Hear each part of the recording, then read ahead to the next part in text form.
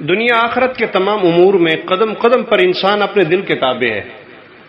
دل کی دنیا آباد ہو جائے تو ہر طرف کامیابی ہے. شاعر نے کہا تھا دل گلستان تھا تو ہر شے سے ٹپکتی تھی بہار.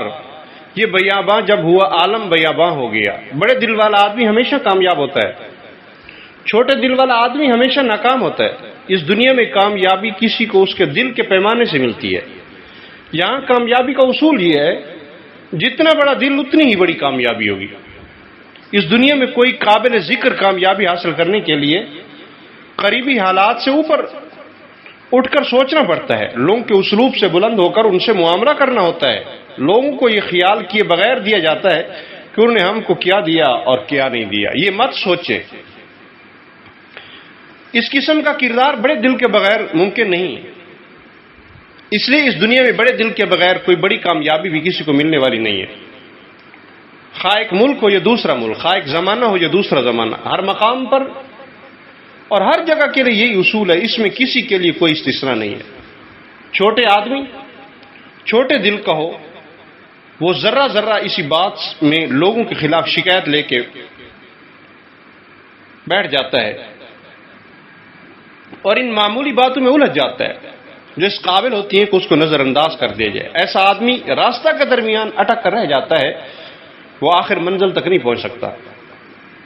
اس کے برعکس جو آدمی راستہ کی چھوٹی چھوٹی باتوں سے نہ الجھے، وہ کامیابی کے ساتھ اپنا سفر جاری رکھتا ہے. وہ اپنی دل جمی کو ہر حال میں باقی رکھتا ہے. وہ کسی بھی تلخ تجربے سے بے حوصلہ نہیں ہوتا. ایسے آدمی کے لیے یہی مقدر ہے کہ وہ اپنی منزل پر پہنچ کر ہی رہے. وہ پستیوں سے گزر کر آخر بلندی تک پہنچ جائے. اس دنیا میں جو آدمی دل کی طاقت سے جیتا ہے، زندگی کی جد و جہد میں جو آدمی بے دل ہو جائے وہ اپنی موجودہ صلاحیتوں کو بھی کھو دے گا. اور جو آدمی ہر حال میں اپنے دل کو بھرپور رکھے اپنی صلاحیتوں میں مزید اضافہ کرے گا. دنیا کا معاملہ ہو یا دین کا معاملہ، کامیابیوں کا اصل میدان آدمی کا اپنا دل ہے. آپ باہر کی دنیا کو نہ دیکھیے بلکہ اپنے دل کی دنیا کو دیکھیے. اپنے اندر ہی آپ وہ سب کچھ پا سکتے ہیں جس کو آپ حاصل کرنا چاہتے ہیں، جس کی آپ کو ضرورت ہے. ایک مضمون کبھی پڑھا تھا، ایک آدمی اسلام آباد سے چلا ایک بڑے 4 سٹار ہوٹل میں. اس کو بچے کے لیے دودھ کی ضرورت تھی، تو اس نے بچے کے لیے فیڈر میں دودھ لیا.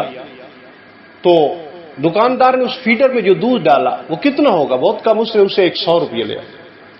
لیکن معصوم بچہ تھا، سفر شروع کر دیا. سفر کرتے کرتے راستے میں بچے کو پھر بھوک لگ گئی.